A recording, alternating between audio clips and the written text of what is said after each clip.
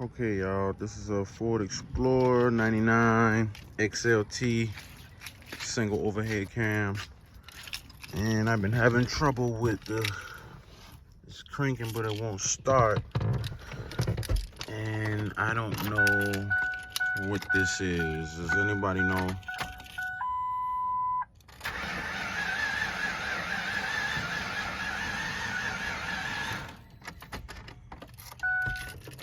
Does anybody know what that is? Please comment down below and help me out.